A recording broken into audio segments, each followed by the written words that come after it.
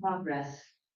For the engineering of the actual mechanical parts that who work for inlet manufacturing.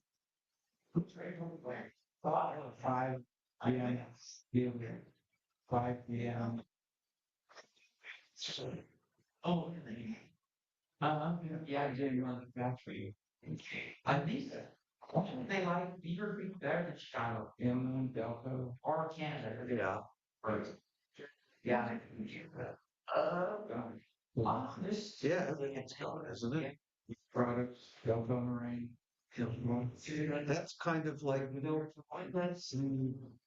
that's the story of why Dayton went from almost 300,000 people to 140,000 people because 40,000 jobs. Do you know why General Motors went south? No, because of the United Auto Workers Union. You know, they came down here. Yeah, we spent. I think I spent these unions all Dayton, Ohio.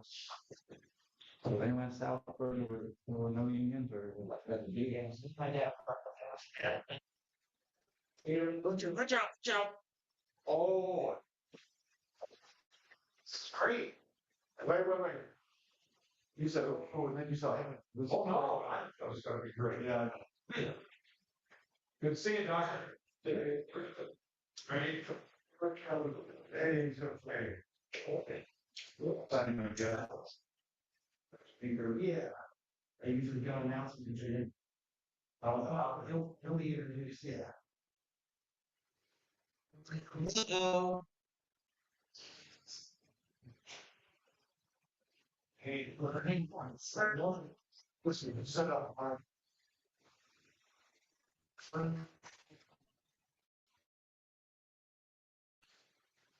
Hey, boss. We have trouble. We're sitting here. Yeah, that's fine. I just got this account doesn't have a Microsoft 365 license. Problem. Which means we have no PowerPoint. And I have a computer if you want me to connect. Does that work for you or not? That might work for you. It won't work for me. Or you got to Zoom, or you have to free Teams, or you have people here through Teams. We do stream. Right. We stream it, and I've got.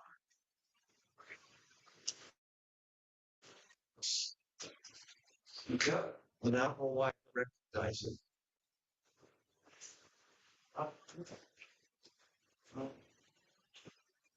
Is that all right? Okay. Yeah. Yeah. City. Jim, what do you know? Oh, he's gotten out of the. How are you today? I'm back. You. How was your trip? Remarkable. I mean, it was just such an amazing. Yeah, it's all of it. I got to visit 3 cities down in the Greece. Okay. City building. Same. City. Stop. Don't worry about that. Sorry. Squeeze me off. Challenge.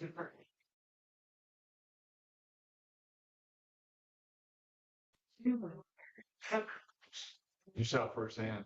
Oh, did not just walk us working.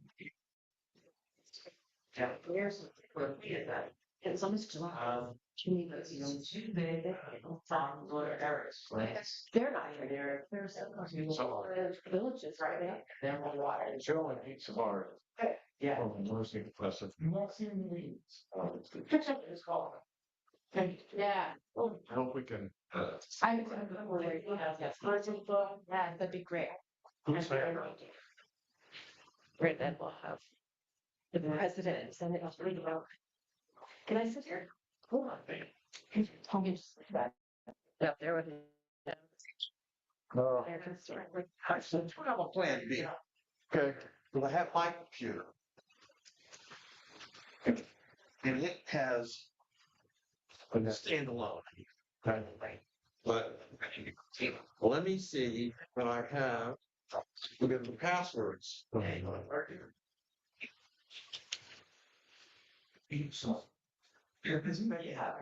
know the account has Microsoft 365. I just got the zero payment. Take a chair for Jack and sit over there. What's wrong with that? Yeah. Jack Henderson when he comes. This is okay. So what's right for you? I found. Say, well, well, it's so bad with names. People and places. Hey, Mr. President. Shut up. Not too much. I want to wait till we get Mark all hooked up. Then I'll grab mine. Heavy trucks. Actually, city lots too. They are. Yeah, we'll do. Yeah, I think. Let's see if I got this right. Beavercreek Rotary dot on Microsoft. Come out your trip. Let me fix the computer. Robot. This already. Right now, I'm trying to avoid disaster. So then we can like truck. And so, Trucks operation now. just to help you can help me. See this password? Oh, but I don't have to drive behind one. They say that they are actually needed to drive. Yes. Capital JP. Really? Capital J and a B? Correct. Hang on. Give me a robot. Now they say. Okay. Capital J P.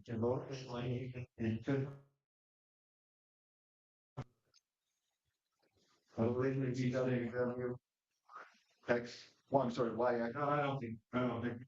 Two. Something will be Capital F. Lowercase f. Younger enough. To make sure it's the same now.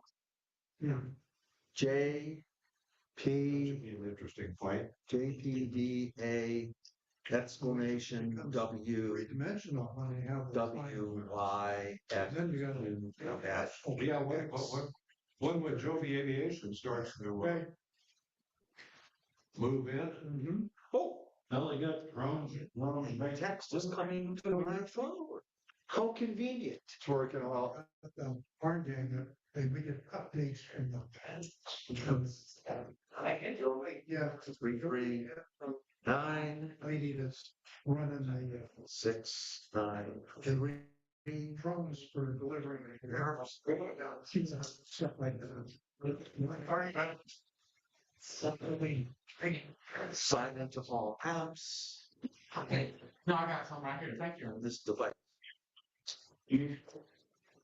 Parking lot, good air show. So this, you're right in the runway where you. This. Oh.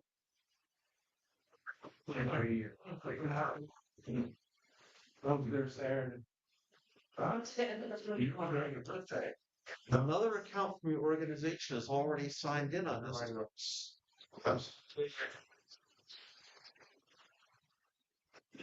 Try again. I don't like this too. This, see, this account doesn't have a license. Right? But it doesn't give me a chance to sign out. I know people. Hi, Don. Mark, how are you, sir? Okay, thanks. Good. All right. I'm gonna do this. It won't let me sign in because I'm already signed in. And it won't let me sign out either. They have to be at Trump's thing in Washington. Think about that. That's because they took off. Granted, they put on the program something. They have to be at Trump's thing. How do I sign it out? On Sunday, you're going to lose one. Next up, Washington. Might not be able to show. Oh, I can live stream. I just can't show the PowerPoints. Well, we'll have to use his phone. So you can use our core phone, but for his presentation, we'll have to use his computer. Let his power count. Right, I'll have to run it himself from someplace. I mean, he has it on a computer, he could just advance, or I can advance his slides. These. But I gotta get those on too. If it doesn't have a license, how do I sign out to be able to sign in? It doesn't make sense. Why doesn't it give me a sign out opportunity? Sure, why use X out of that? Tell me, yeah. And do what? What's that? No, yeah. See, I tried to open up thinking I mean power. Yeah, wouldn't let. Oh, then that thing. Yeah, they did. I short call, put him in jail, or some do that. Put him in jail and. Like, run my next, you know. Such a mistake. June. Wow. Right before that, huh? You should get all the Thunderbirds, roll like. Say you mean 22? Oh, that's right. It's a 5 hours June. And there were special rollers, one. 6. That's right. It's not there. Fading Yeah. of the Thunderbird in the dial. One of my old wings from Andrew when I was Thunderbird and. How long do they serve, Jim? 3 years, 4 years as a pilot? Somewhere around the Thunderbird's 2 years, isn't it? It's 3. I'm not sure. I mean, I was the British equivalent? Red Arrows. Red Arrow, yeah. I had a nurse working for me whose son was a little.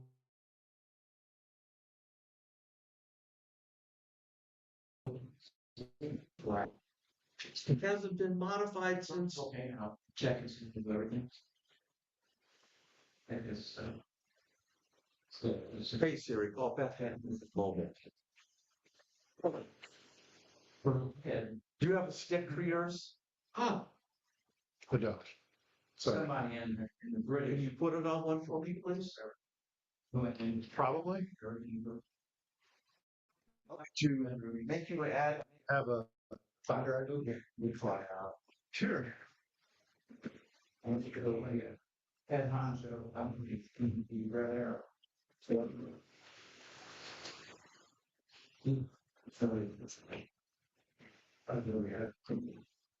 Well, that period of time, he's built up a lot of stress. You need to get out. So we've been very patient with you. Otherwise, I can make you share a Zoom with you, and then your computer can run it. Wow. So, your choice. Except that. These are coming off an app that makes money. Oh, but you want to run it off of yours. Fortunately, when the station is up for hay, I don't know. It's easier. I don't know. I don't even know if I'll be able to open power.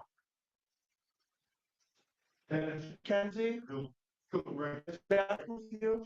do a regular thing. Vacation. And the water commander was supervisor. Yeah, you can tell me whether or not you did your slides for today. Rick, So that I can find them. he gets a And call from the tower. slides for today. And Red arrow. so I guess I. You know, next stop. And Somebody texted her and said, can you send out something about I want to get you do. yeah, So. PowerPoint and PowerPoint That's the tower and running. power to relay to the. Our licenses are the account signed into it on the water building, not the one for the license. You have a license and I got the bill for the licensing and all that. Which was zero every month.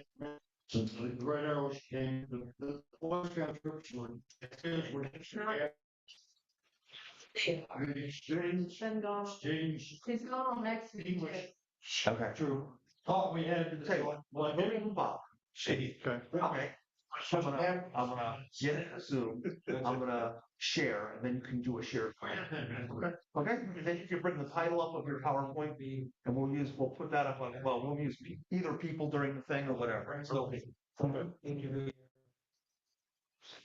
all right, we are going to Plan B. What's Plan B? Plan B? Plan B is no slides. I can't remember how to set it up for. How do I set it up for everybody? With sharing? No, and everybody can share. How do I set number? Post. Post tools. Here we go. This is explosion now. Allow all participants to share screen. We lost You're on. 6 of the planes already. No kidding. Wow. Is my TV not on? These are just trainers. What's going on with it? No, I know. I bet I turned it off on max. I was gonna too.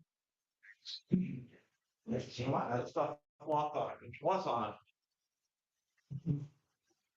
Yeah. I'm driving this. Well, there's no signal. Well, I probably won't have a signal until I plug in the HDMI. I think. That might help. Live streaming. Is there a picture? Not yet. Is there? Wow. Is there a picture? Yep. Okay. Check that you can share from you need the Zoom stuff, right? Pictures of Thunderbirds. And they're all sized. It was when they were using T-38. Good. We got that whole group. I think it's killer. I'm always excited. Pretty close. Some. Forget the table are all not the right spot. We'll go. Now there's so many more options to set.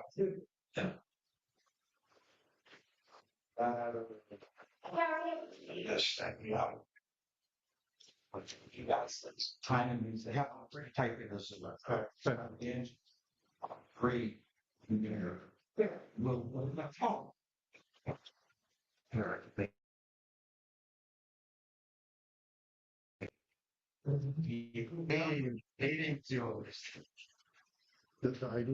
Yeah, so just put a zoom in. During advance, the all sun. Navy. Good. Sorry for your inconvenience. Yeah. Hey. Nice. What's this? Pirates? Call me. Oh. Hi. I mean, we play that.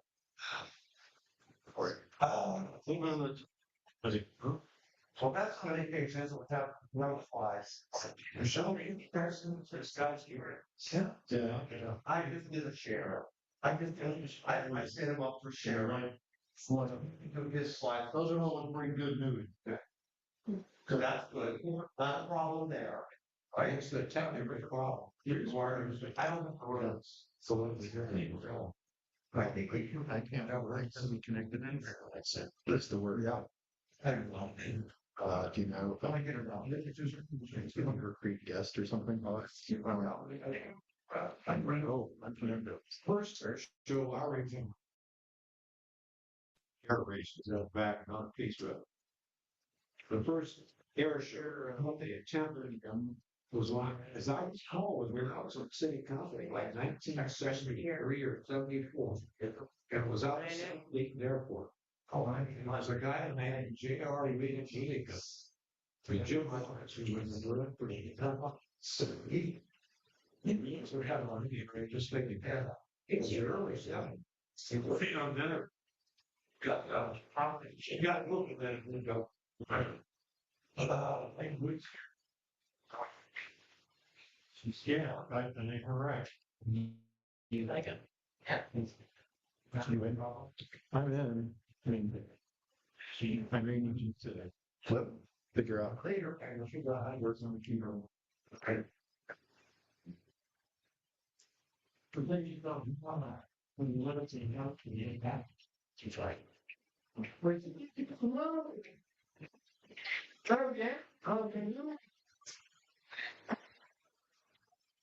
Chat. I'm trying to remember all, but billion. Yeah. $2. You definitely want to look at it. You're so smart. Provide the thing, and you're ready to put out misbehavior, because he's not behaved, he has to spend a week with the, or you know what, the whole past. That would be an adventure, but we're taking him to the lake twice. Ooh, that'd be fun. So, I like the potatoes are so true. It's pretty late. Anything that when you across water, you know, let me see it there. Oh, all right. Where you guys go, big Father's Day off? Pretty hard on here. I don't know. Colin Lake. There, we got her, trailer down there, and her son was in there. So we're just gonna go down there and say hi. Oh, but we're gonna do that tomorrow. I'm not Father. Oh, okay. And then no Father Day is gonna be when. Don't think trouble, right? Wow. You're right. I want very happy. Oh, that's the issue. All right. This thing, we don't know what we're talking about.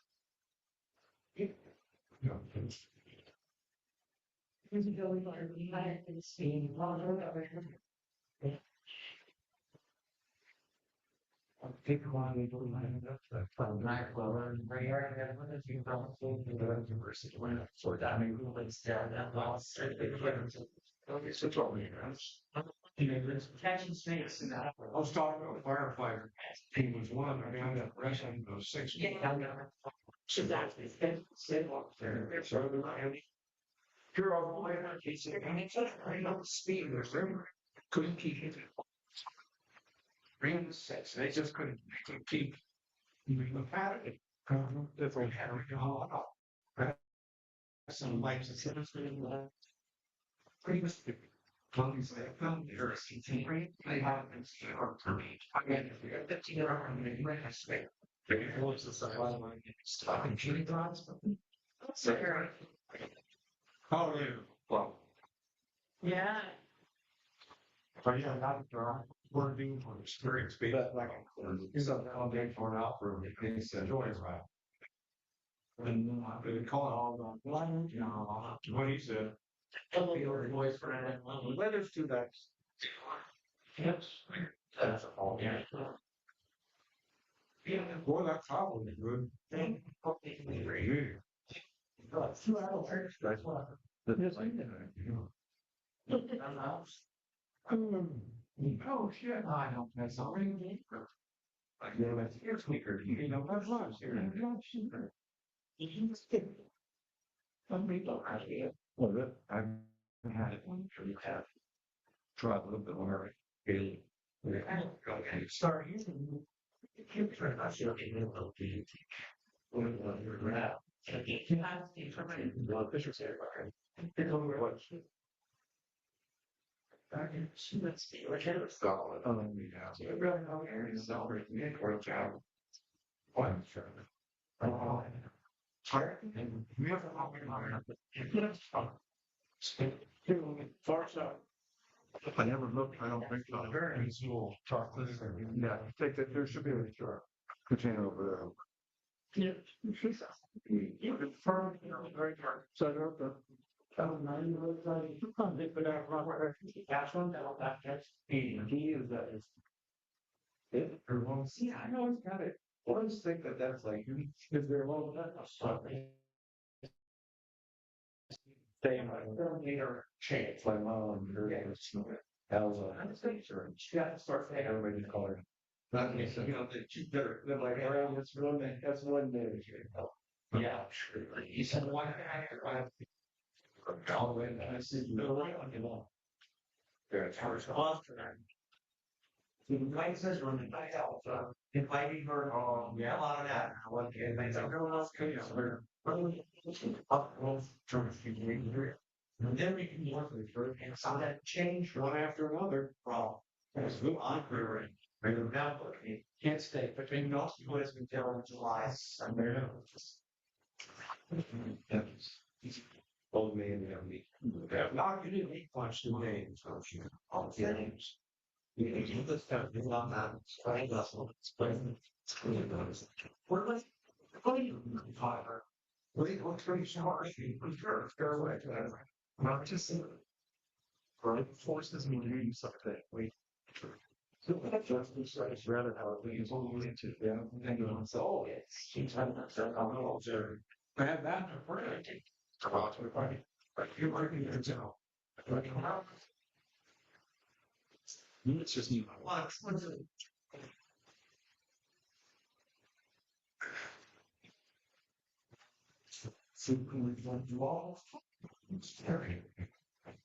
Wow.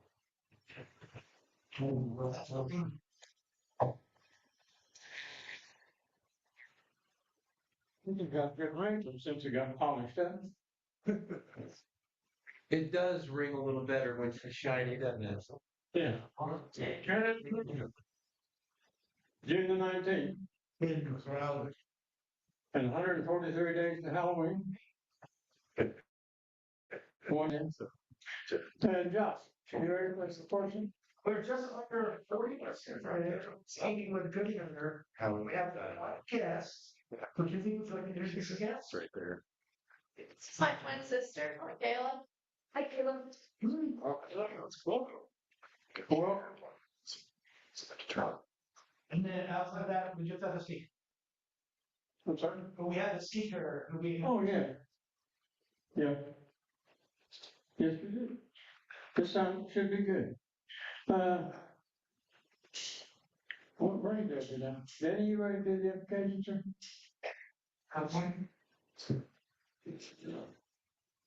You're on? I'm wondering. Well, good afternoon. Would you please join me in prayer? Well, Holy Creator, we begin this time together. We are mindful of the people where there are wars and conflicts going on. They are in the midst of very difficult events. Be with those rescue workers and those government leaders around the world as they assess and begin to work through the process of bringing these to an end. Give them wisdom and be with these individuals who are suffering. Show us ways that we can be helpful. Amen. Amen. Thank you. How do I find her? Boy, is there any happy bicycle? I'm happy to be back after, two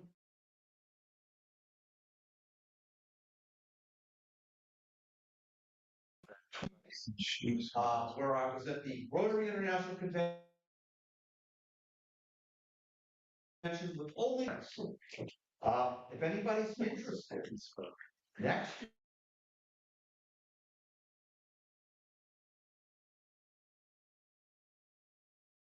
year's, there's something designed by an architect who passed away about 100 years ago.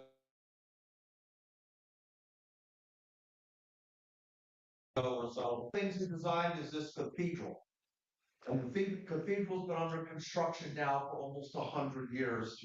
And it's probably within 50 years of being completed. So Actually, it's finished right now.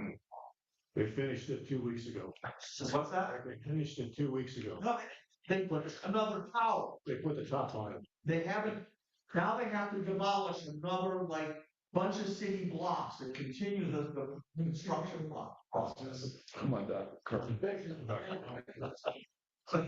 guess that's a rhetorical question. Chris, you ready to do the sergeant? Oh, I'm sorry. You get on the end. Yeah.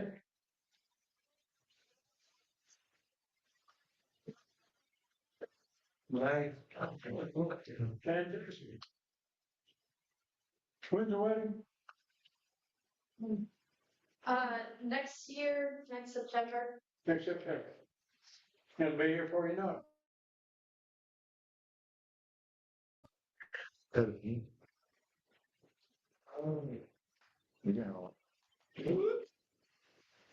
That's impressive. I don't know. I'm not hearing you. Keep Sorry for that. You should have. Or stuff again. We have your phone here. Yeah, your phone. All right, good afternoon, fellow Rotarians, and hello to our two guests today, and our incredible speaker who will be up here shortly. And welcome again to the Rotary Club of Beavercreek. And I apparently looking at a lot of people looking at the memo that today is National Take Back the Lunch Break Day. So I'm assuming that's why people are not here. They are taking their lunch break at work and not with all of us awesome people. Moving on to some birthdays and anniversaries, we have Brian Jarvis celebrating a birthday tomorrow on the 20th. A couple club anniversaries, we have Recap celebrating 7 years on the 21st, along with Don Adams celebrating 7 years on the 25th. Wedding anniversaries coming up, we have Rod celebrating 7 years of wedding bliss on the 20th. We have Jonas celebrating 16 years on the 23rd, and John Hebrick celebrating 20 years on the 24th. Some good things that happened today in history. Back in 1846, the first official baseball game was played with the New York Niners defeating the New York Knickerbockers 23-1 in 4 innings. And since I don't think anyone here was around when that game happened, I found some fun rules via Google that definitely are not in place today. Back then, games were played to 21 instead of 9 innings, and both teams had to have an equal amount of at-bats once they hit 21 runs before the game could end. A ball that was caught on one bounce was an out.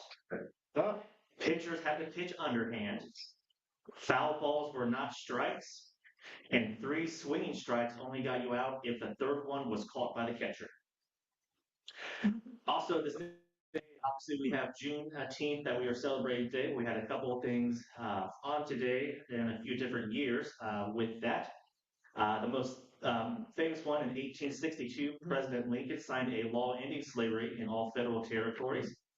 Then 2 years later, in 64, after 83-day filibuster in the United States Senate, the Civil Rights Act was passed by Congress, and then the next year in 65, the Union Major General Granger issued General Order Number 3, informing Texans that all enslaved people were free under a proclamation from the United States President. And then the next year in Texas, the first known service in a church celebrated the annual tradition of the Emancipation Celebration. Some fun things to do this upcoming week. For tomorrow, we have National Dog Party Day along with American Eagle Day. Sunday, we got Father's Day, of course, along with Ghost Skateboarding Day. I would assume if you're a father, you probably are too old to be skateboarding, but don't take that from me. Monday, we got National HVAC Tech Day along with Positive Media Day. Tuesday, we have Public Service Day and National Detroit Style Pizza Day. And if you're wondering, yes, you can get pineapple on Detroit Style Pizza, and I highly recommend it. Wednesday, we have a fun one, Cat World Domination Day, which sounds legitimate if you are a cat owner, along with National Reserves Day.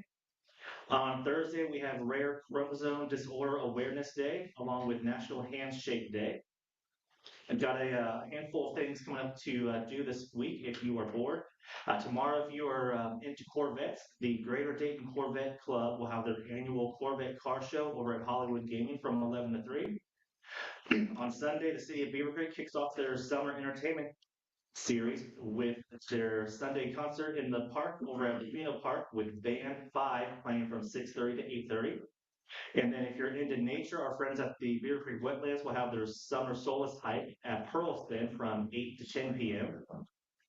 Monday, we got Cones with Cops with the Beavercreek Police Department over at Ritters from 6 to 7:30. And then Tuesday, our friends in the Chamber will have their monthly Zoom business boost. This one will be digital advertising with Conrex Media from 9:30 to 10:30. No awesomeness going on in the school since school is out, but since we are getting ready to have the changing of the guard, I figured I'd pull some social media stats while during David's reign here and go through some of those with you. So, as far as our most viewed meeting on YouTube, it actually ended up being the fourth most watched of all time. Was last month's presentation from the Ohio State Patrol. With Facebook, the post that we got with the most engagement was our Popcorn Festival recap, with a total of 632 comments, shares, and clicks. Also gained us 3 new followers. The Facebook post with the most comments was our LifeWise presentation.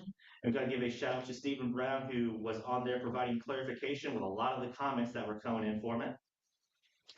Speaking of followers, we gained a total of 50, which puts us at 998 at this very moment, which if you ask me, honestly, I think this page or liking our and following our page on Facebook should be a requirement of being a member of Rotary, but that's just me.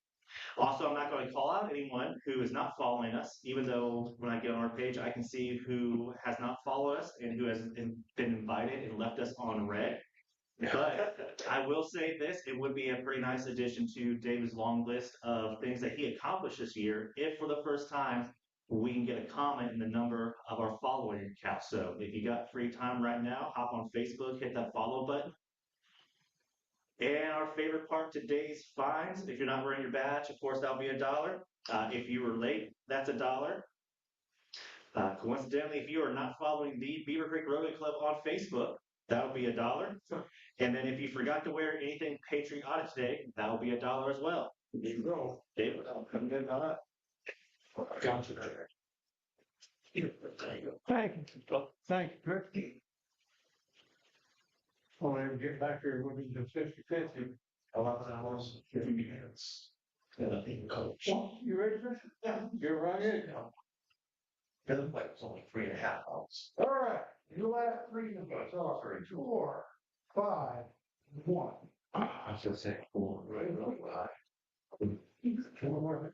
4, 5, 1, 5, 1. Oh my gosh.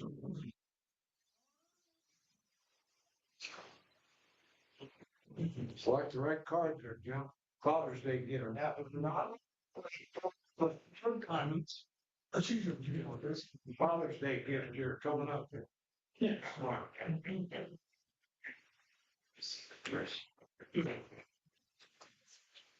Cemetery, so likewise. Man, this one goes the distance. We don't have any third party, you know? Something awesome. Not starting. Wow, that's true. Yes. This is such a easy consistent life. Yeah, I think it's a nice thing. This is a lot of things. There you go, Greg. You are how long fires. Don't be this. Talent fun. Sure. Yeah, take a worry. Got to click on it. Thank you. We thought about sending Mark, yes, so you'd like the introduction, sir? I'd love to.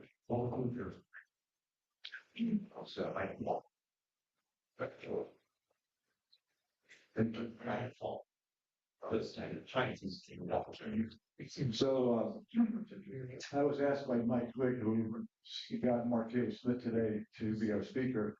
He asked me if I would give a different kind of introduction, not just a typical one that I would give about Mark and his work. So I did some digging and some research. So this is a very thorough introduction, hopefully. So our speaker today is a man whose life has been shaped by competition, curiosity, service, and character. A doctoral graduate of the University of Georgia, Dr. Mark Taylor Smith excelled as both a college and AAU basketball player. Sports taught him many lessons, but perhaps the most important came from his father. After one game where Mark refused to shake the hand of the opposing players, Mark's dad pulled him out of his locker room, took him to the opposing teams, and made sure he shook the players' hands and congratulated them. This was a lesson in sportsmanship and humility that stayed with him to this day.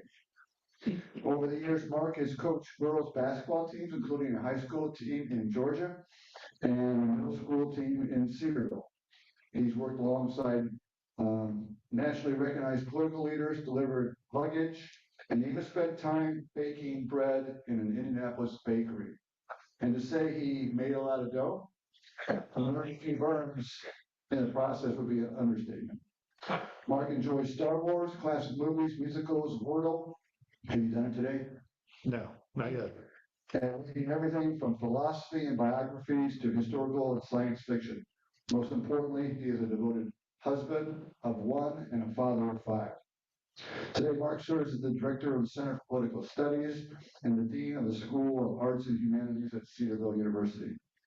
Mark has been a guest speaker at our club many times, but never, to my understanding, has he received such a detailed introduction. Please join me in Mark Taylor Smith, and let's see if he'll say my name again.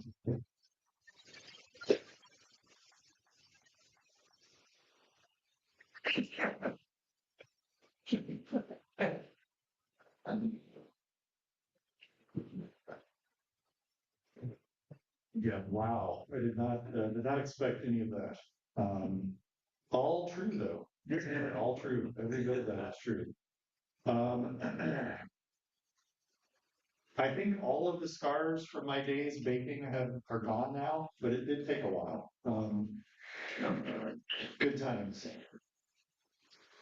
All right, so we are here to celebrate to some degree the 250th anniversary of the country, and in particular the Declaration of Independence. But I kind of thought that maybe we were here to celebrate the World Cup. Any of you World Cup sorts of people, or am I the only one here? One thing that Mark did not include was a devotion to the United States men's national team. So we will get ready for that. But I'm sure some of you have followed. I'm not on social media whatsoever these days. So I eventually heard about this through regular media outlets, that a lot of people who are here following their teams are experiencing different kinds of American culture. And so people from Africa, from Asia, from Europe, from South America come to the United States, sometimes for the first time, and they're getting to learn about who we really are. One of those people is Sean Alexander. And Mark, can you get No, you can't get the picture up there? I can't, it's not allowing me to share it, Mark. Let me see. Picture. Technology is the best. Yeah, it's great when it works. What do you think? Let's share that. I get this, and I click on share. Good. It's doing something on the sparkly thing. what's that? See on the, is that the share? I should if I can just like doing that. It needs a login from you. A login to my To settings in order to be able to turn sharing on your computer to go into. Can we push? Is that what we're doing? It won't help. Hey. Here, I'll talk. They need you to log What in. question do you have for us today? No. I bet, tell us about your So I can trip change the setting. Oh, okay. to Honduras. I know most of you heard a couple weeks ago, if you were here, Stephen Brown and I went down to Honduras to look at 10 minutes early. the next stage for an international project for our club. We visited 3 cities in Honduras, Queen, Florida, and Zapata, and met with the leaders of each of those cities. The mayors were so generous with their time. They actually hiked to the water sources in each of the 3 cities with us. We did some testing with the water, and then also had some rock and sand samples that have been shipped back to Miami University to be analyzed. So at this point, we are in the assessment phase of the grant writing process. And if any of you have gone through that process of writing a global grant, and trying to figure out the timeline, the scope of the project, the cost. We had the opportunity to meet with 3 different Rotary clubs down in Honduras. One in San Pedro Sula, which is a pretty populated area. There's over 1 billion people that live in that city. Dunkin' Donuts on every corner. A lot of Pizza Huts too. The other cities where we actually are going to be doing the projects, very remote, way up in the mountains, very poverty ridden. Had the opportunity to go into the schools there to see some of the students. In one class that we visited, they had 18 students, and 10 out of the 18 were out sick that day. Of the students and that's a normal day for them. Did I stall you enough? Or is you back up here? Maybe? Yes. Okay, and more to come, because I know we are going to be a program, I believe in November, to talk more about the project. That's a great tease. And come back for more. Let's see.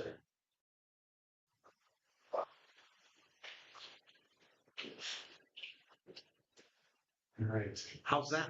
Wow, look at that. Thank you. You can go ahead and advance the next slide, Art. Yes, sir. All right, so this is Sean Alexander. He is from Edinburgh, Scotland. He is here following the U.S. men's or the Scottish men's national team. And he wanted to do some sort of American kinds of things while he was here. That included going to a baseball game at Fenway Park. And as you can see here, it also included a visit to Buc-ee's, which is interesting. So from his perspective, he wanted to see what America was really about. And so Buc-ee's was one of his definitions of that. Another one was in every state that he's visiting, he has decided to go to each Bass Pro Shop, taking pictures of it, documenting his journey. His quote about it was, "It's just unbelievable. It's like a theme park and a museum all wrapped into, a big retail store." But this is America, for sure. We also have Jay Boersma. He's from the Netherlands. He has also been visiting Buc-ee's and making it part of his sojourn here in the United States. He says, quote, "It brings everything that's America into one spot. America is a lot of big foods, a lot of crazy foods." Buc-ee's was, quote, "bigger than any supermarket in all the Netherlands, and it's a gas station." Lots of truth to that. And it's unquestionable that that is part of America. But of course, that's not necessarily what we're celebrating this year in this 250th anniversary. And there is much to celebrate. There's much to celebrate.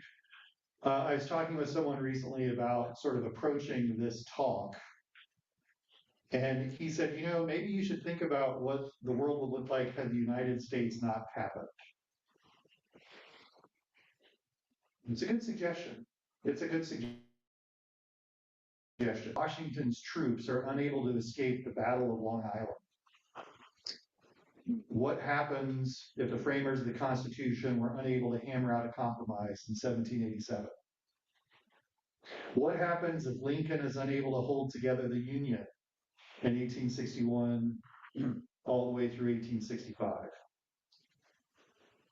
What is World War I, World War II, and the Cold War? What do those look like if there's no United States of America?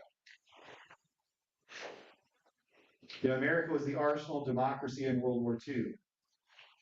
More than its manpower, our industrial the war. America served as a beacon of freedom during the Cold War. Dissidents, starving, shivering in gulags, spoke of the story of America as providing them hope. In Tiananmen Square in 1989, students constructed a 33-foot tall papier-mâché statue that was modeled on the Statue of Liberty. There's much to celebrate. There's much to celebrate. And we should do it. We should enjoy the fireworks. But those fireworks should leave us with a lingering question. What exactly are we celebrating? What exactly are we celebrating?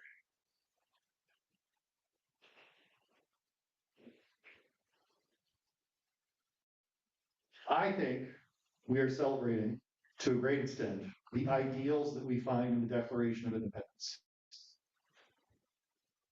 Now, we could argue about, does the Declaration shape the world? Was it more the choice of the Continental Congress to declare independence? Was it the war and the way that it unfolded? Those are all good arguments to have. But the Declaration of Independence, I would say, and I think most people who study these sorts of things would say, the Declaration is the clearest statement of America's ideals. And so what exactly are we celebrating? We celebrate those ideals. I would argue the Declaration of Independence is a pivot point in history, not unlike the birth of Christ. The world was one way before Christ, it was something else after. The world was one way before the Declaration, it has been something else after. George Will, the great columnist, he holds a PhD in politics from Princeton. Will said, this is back toward the turn of the millennium. He said, the two great and related developments of this millennium are the nation state and political freedom, which involves limiting the state. As he considered the last 1,000 years of history, Will said, quote, America is the most important thing that ever happened, both because of the vision of good it has presented and the evils it has prevented. When he considered the person of the millennium, George Will said it should be Thomas Jefferson. Jefferson, according to Will, expressed the American idea, political and social pluralism, government of limited, delegated, and enumerated powers, the fecundity of freedom. Jeffersonianism is what free men believe. So, what did the Declaration actually say? What were the ideals that we hold so dearly? Let's consider them at least for a few minutes.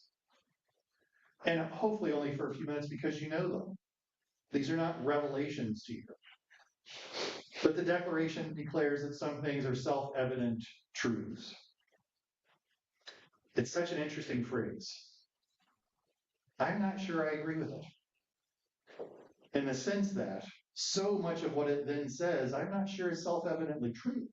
We may believe it. I'm not sure that makes it self-evidently true. But Jefferson says all men are created equal. It's audacious, revolutionary, a direct assault on the crown of England. But is it self-evidently true? From a certain perspective, maybe. From other perspectives, maybe not. Jefferson says we are endowed by our Creator with certain unalienable rights. So the rights that we have come because we are created as human beings. They don't come from government. They come from our status as created entities. Among these, he says, are life, liberty, and the pursuit of happiness. Now, I don't have the time to get into a political philosophy course. You might already feel like I'm there already. But these are what we call negative rights.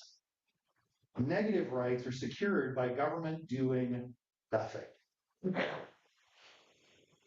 I have a freedom of speech, not because government passes laws about my speech, but because it doesn't pass laws about my speech.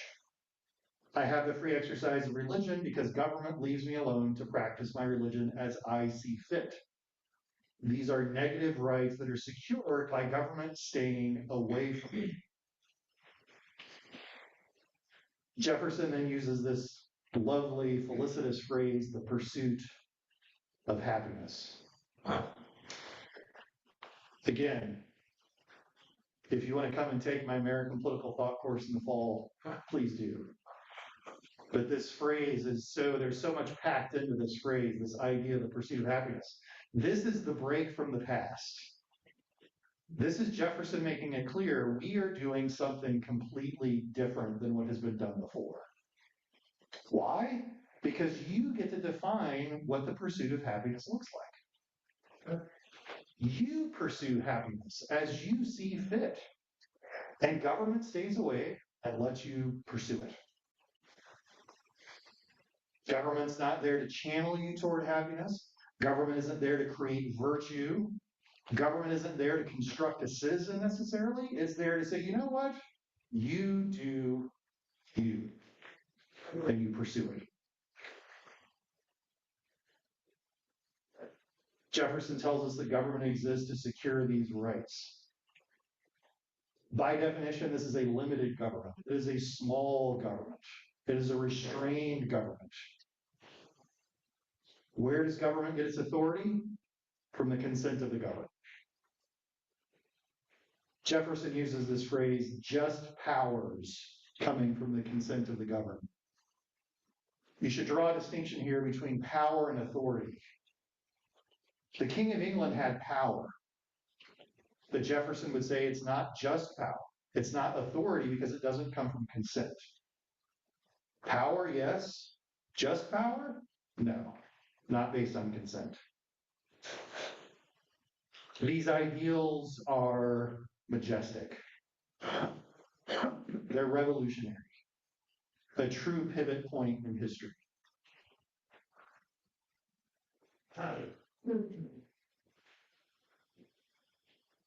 But so much of our current arguments in our world right now is about that history.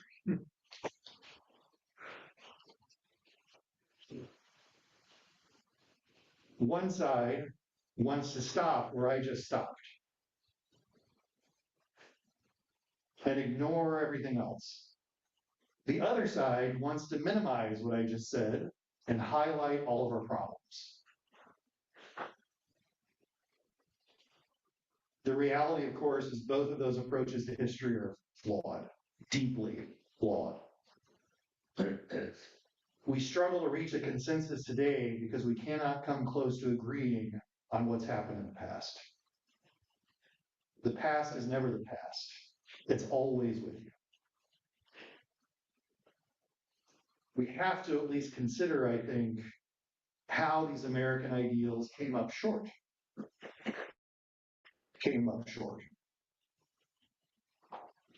Let's look at Frederick Douglass. Douglass gives one of the most famous speeches in American history, July 5th, 1852. What to the slave is the 4th of July. So this is 9 years before the Civil War. Douglass, of course, is a former slave. He's a self-educated man. He is unquestionably brilliant. And he's been asked to speak about what the 4th of July means to someone like him. If you haven't read it, you should read it. It's a remarkable speech. I'll give you just a flavor. Douglass says, standing there, identified with the American bondman, making his wrongs mine, I do not hesitate to declare with all my soul that the character and conduct of this nation never looked blacker to me than on this 4th of July. Whether we turn to the declarations of the past or the professions of the present, the conduct of the nation seems equally hideous and revolting. America is false to the past, false to the present, and solemnly binds herself to be false to the future. Standing with God and the crushed and bleeding slave on this occasion, I will, in the name of humanity, which is outraged, in the name of liberty, which is fettered, in the name of the Constitution and the Bible, which are disregarded and trampled upon, dare to call in question and to denounce with all the emphasis I can command everything that serves to perpetuate slavery, the great sin and shame of America.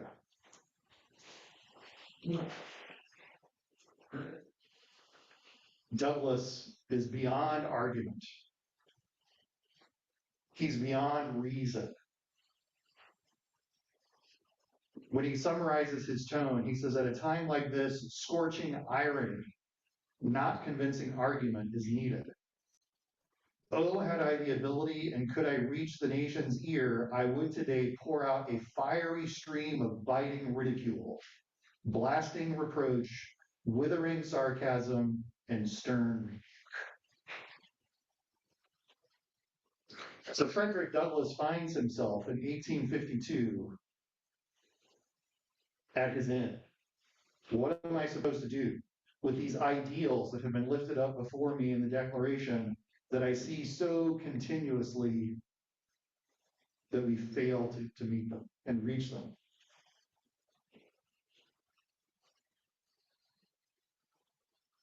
In 1963, Martin Luther King Jr., so more than 100 years after Douglass, almost 100 years after the end of the Civil War, 100 years exactly after the Emancipation Proclamation, nearly 100 years after the 13th, 14th, and 15th Amendments have been passed, is asking this same question. What am I supposed to do? What am I supposed to do?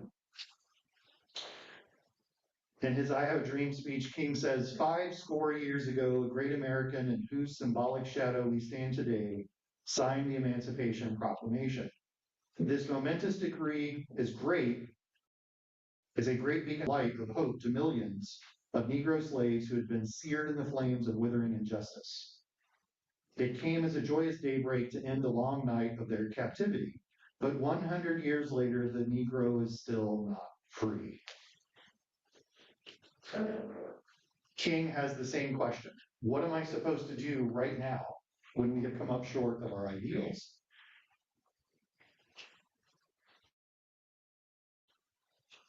King and Douglass could despair. They could turn their back and walk away. Never going to happen. Nothing's good going to take place. It isn't worth fighting for. It isn't worth arguing for. It's just time to give up. They could call to burn down the system. System hasn't worked for them. Burn it down. Start over. The system is the problem. Let's start over. This is the argument we hear the most today. Things aren't working. The system must be to blame.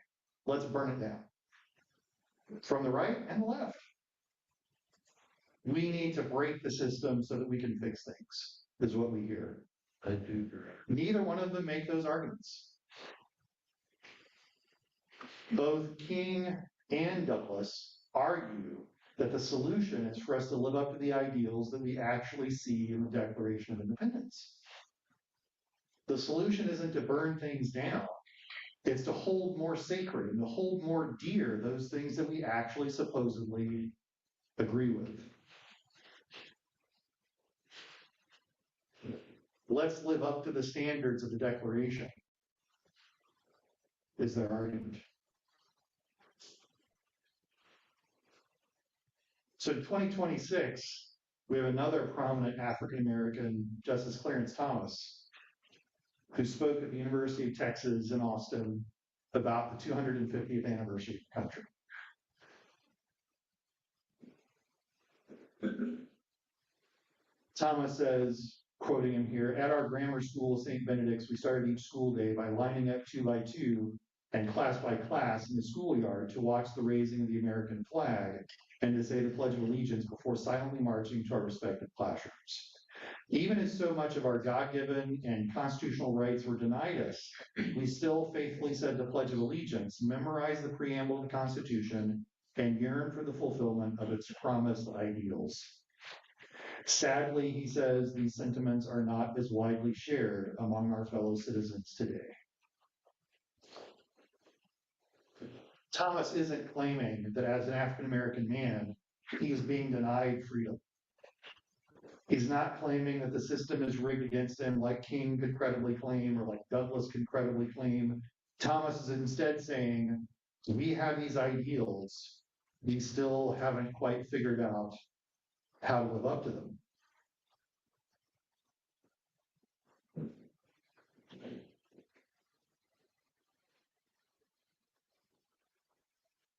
Thomas, through this speech, lays the finger of blame on progressivism. Thomas says the ideals of Woodrow Wilson and people like Woodrow Wilson were a departure from our founding. As he says, quote, progressivism has made many inroads in our system of government and our way of life. It has coexisted uneasily with the principles of the Declaration. And this is key here. This is the sentence I want to focus on. He then says, because it is opposed to those principles, It is not possible for the two to coexist forever. Now, let's be very clear. Clarence Thomas has forgotten more about the Constitution and the Declaration than I will probably ever learn. I will grant that.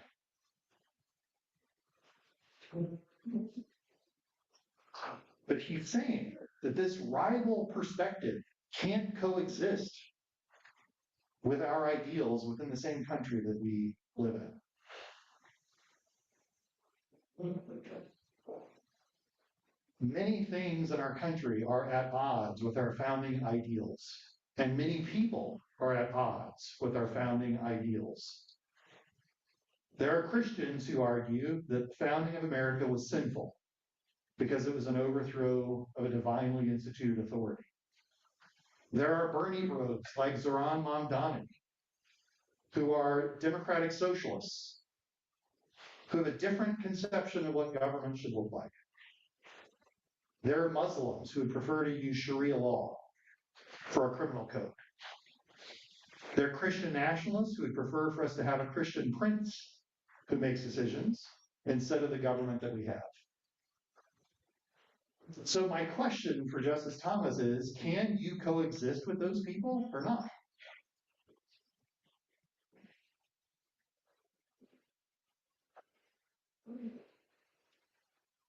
My worry is that Justice Thomas's language here is reflective of the deep cultural conflict in which we find ourselves.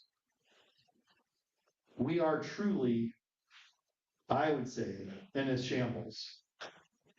Politically, culturally, ethically, morally, we're in a shambles. We are radically polarized as a country, where we have divergent points of view, no common ground between them.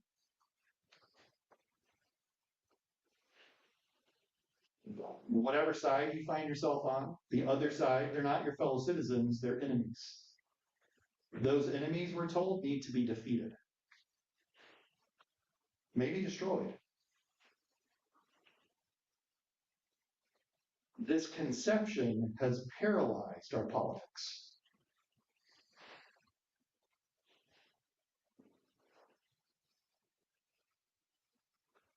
What exactly is the pursuit of happiness?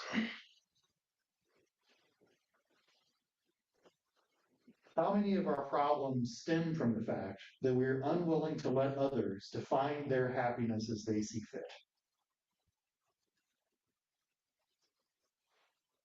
What exactly does it mean to have or give the consent of the government?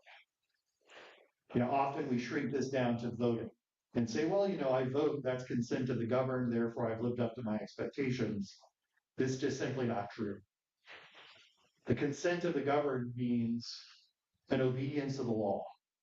It means a respect for our system. And this is where I think it gets uncomfortable for all of us. It also means a willingness to extend to others the rights that I claim for myself. Freedom of speech, free exercise of religion, freedom of press, the right to bear arms. The consent of the governed means that I am consenting to a system where my opponents have those things, just like I have those things. I agree with Justice Thomas that our ideals may not endure. And it always sounds shocking to say that out. But there's no guarantee that the United States of America is going to be here 50 years, 100 years, 200 years. But the question really is, why will they not endure?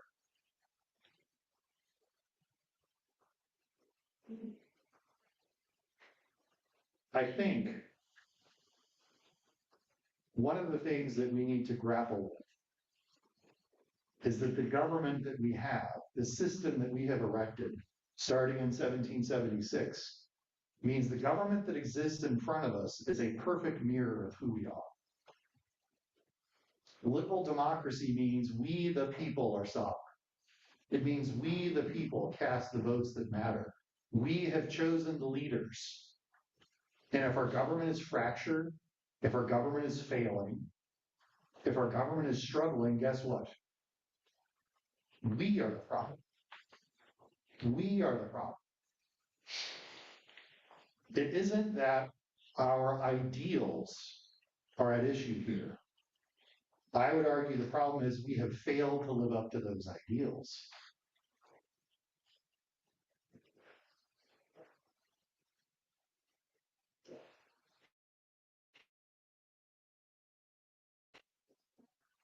I can't ever claim to have suffered as a slave, heaven knows. Can't ever claim to have been a meaningful target or victim of discrimination. But I think we're well past our I think we're well past reason. I wish that scorching irony work. But the reality is we have to do better. We have to vote better. We have to choose better. We have to get along with one another better. We have to build communities better. We have to be more tolerant of each other. And those differences, even if those differences are in conflict with the American founding. Until we can sort of point forward to say compromise is possible, change is possible, working to solve problems is possible, that we form a government to serve the people, not to destroy our enemies, we probably won't see much progress. You know, what I always tell people when this discussion of polarization and our culture war comes up is, how do you think that's going to end? If history tells us anything, these conflicts often end by one side lining up the other against a wall and killing them. I don't think any of us want that. So how do we become the solution to this problem that is so persistent where we find it right now? Thanks very much for your time.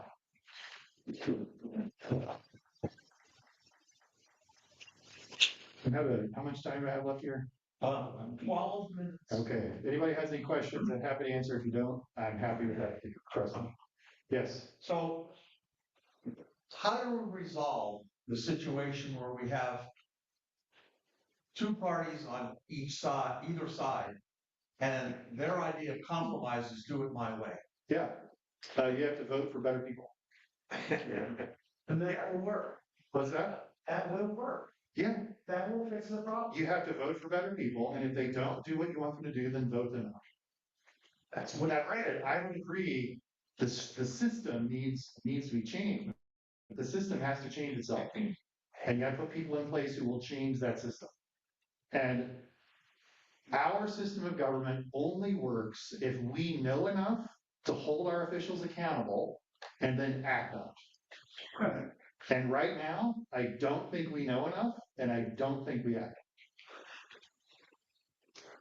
So I don't think it's overly complex. We have to choose people who have this as their mentality. Right now, we're choosing people who want to go and want to destroy the other side and want to do podcasts and do cable news hits as opposed to solve problems. Yeah, I think that's right. I do. I think that's right. Yes. Can you vote for these better people?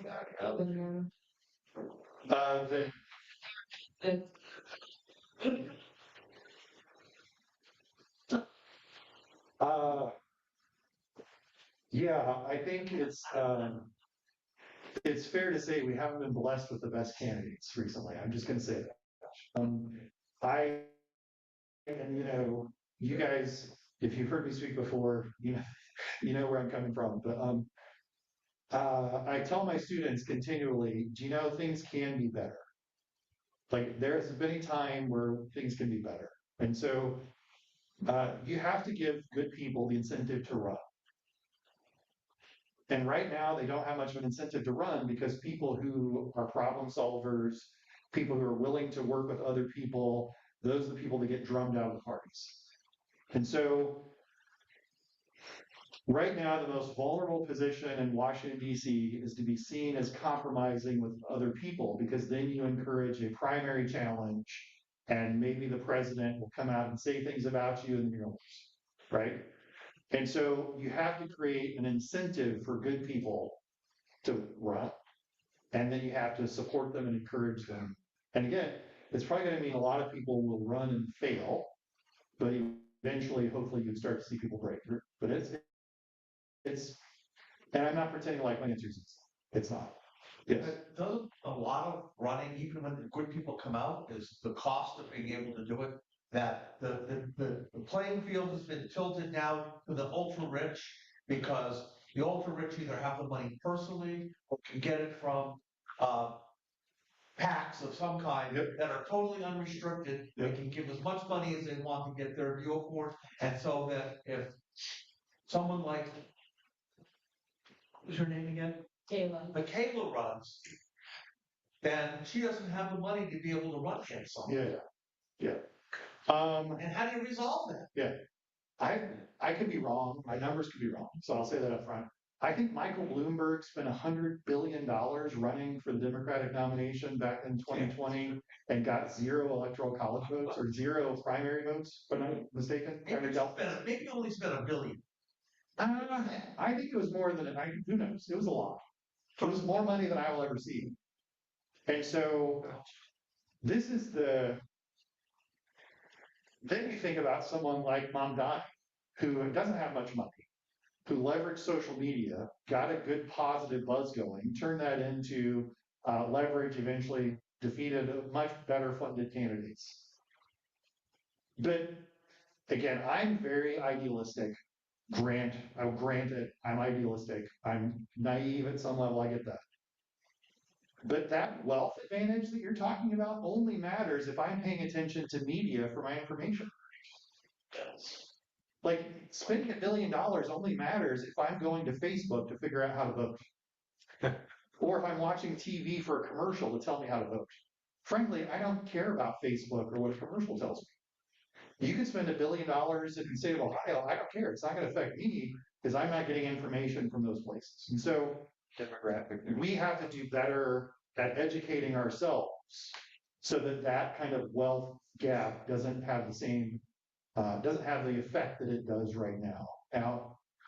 But I'm not going to pretend it away. And money is a severe problem. But, I'm also a constitutionalist. I think if you start clamping down on money, you have real First Amendment problems. I'm not sure violating the First Amendment is the right way to fix your system. But that's just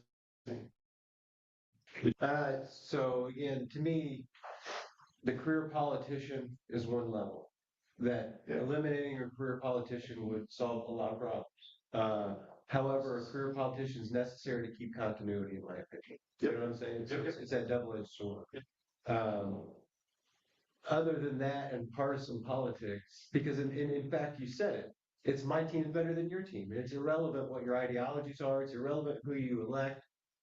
The party dictates what the position is. And so when you say elect more better people, we need another party that is a better party. I agree and disagree. I think we could definitely stand with better parties. I don't deny that at all. Party system is broken. But the party system is broken to a degree because it doesn't have enough power over the candidates. In other words, if you had a system where let's say in the state of Ohio, you showed up to the polls and you voted for your member of the House by voting either for the Republicans or the Democrats. You cast a party vote for a member of the House. Thank you. Then the party could choose who sits in that seat. Okay, at that point, the party can exercise discipline over the members and say, we have an agenda. We're going to put our agenda in order here. You're going to go along with it, or we just won't put you in the seat in the future. Right now, our political parties have zero leverage over elected officials because they can raise all their own money. They don't care about what committee they sit on. They can get all the social media traction they want to just by going out and saying bombastic things. In the past, the party was your mechanism for fundraising and for power. Now, the party doesn't have that the party is out of sticks. So then you're creating a situation where you're electing a puppet and not a person. Which situation? Well, when the party dictates who's gonna be the person. Sure, but at least They are in fact the puppet that's put in front, not in fact the person that you're electing. You know so what I'm saying? I see what you're saying. That makes You're voting for a party that has a clear agenda, and then we'll work toward that agenda. As long as you agree with the party's. So that's right, and then you vote for the other party if you don't. So multiple parties. My team's better. Right. I don't disagree with you that it's a pickle. Yeah, I don't disagree. It really is. But just to quickly revisit, I agree with you. You know, the founding, when you look at the founders and the Federalist Papers, they weren't thinking that like George Washington would sit for 25 terms in the presidency. You know, they weren't thinking of people existing in Washington forever. It's a real severe problem. I'm not sure the solution is just to have turnover constantly. Right. I think you're still running into real problems there. Yeah. So I think voting for better people would be a good step. But again, I'm very naive and idealistic. Where I saw a hand, I see a hand somewhere. I keep asking questions, but You keep changing. Just because you change Well, I- sector, doesn't give you more position. well, so going back to what Shannon was saying, would a parliamentary style government serve us better where there's 6 parties and they have to agree with each other and then they choose the leader? I mean, yeah. I mean, at one level, you know, part of me would love to say, sure, that would be better than what we have right now. However, if you look at the parliamentary governments across the world, they're not exactly thriving. It's not like Britain is successfully navigating things right now. They keep turning over prime ministers every few months, it seems like. And so, and if you look at places like Italy, good heavens, right? I mean, so parliamentary systems aren't the solution. The separated power system isn't necessarily the solution either. But in each case, we're bad voters. We're just bad voters. We're just not good at voting. We don't have that. We respond to all the wrong incentives. And so we have to be better educated about our ideals to vote well. And we're just not, we're just not. What do you follow to help you decide on the county? So, I mean, whenever possible, I want to look at the primary source. In other words, if the president gives a speech, I want to read the speech, right? Or if there's a memorandum of understanding between us and Iran, I want to read the memorandum. And so I'm going to try to read the original material so that I can develop my own opinion about it. And then if I want to look at things, like I can't be an expert in everything. I can't read about environmental policy, understand it. Like I just don't know enough. And so if I need to pull news in, I don't go to social media. Social media is there to addict you, not to inform you. I don't go to social media. I go to paid media. So I pay for things like the New York Times, the Wall Street Journal, like the Dispatch. And so I pay for 3 or 4 news outlets that I read regularly. They're across the spectrum, that are somewhat to the left, somewhat to the right, somewhere in the middle, I hope, and try to absorb that way. Because right now, our media ecosystem isn't really rewarding objective reporting very well. And so a lot of the reporting that you read or watch is going to be skewed toward keeping you loyal as opposed to telling the truth. And so I think you're going to have to play that off by getting multiple points of view. Yes. Mentioning one intervention with the media, a thing I like to do is look at the comments on like articles because that gets some multiple perspectives. Yeah, it can be revealing in lots of ways. Sometimes revealing, sometimes disturbing. All right, I appreciate your time. Thank you very much.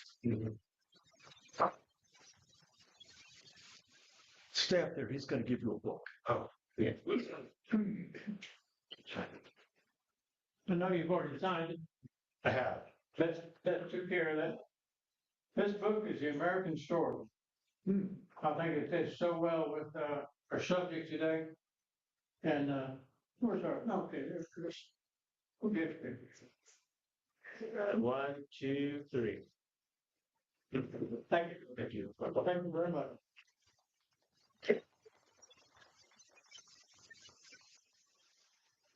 I think it was a good education today. It's a shame more people are here to hear it. I'm sure. It does make you think, or it does me. I like to take your class, to be honest with you. You're always welcome. I'll get with you on that here in a bit. Is there anything else to be brought up today? No? I'd like to rise the pledge of allegiance. That's what we've been talking about.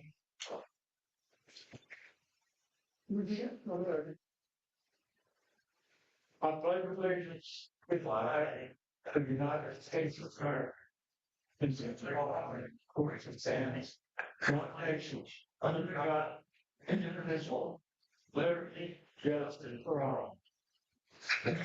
Everybody have one. All right. Y'all have a good day. Have a great. I'd say, how many people are you talking to say, well, I don't, party, I go first.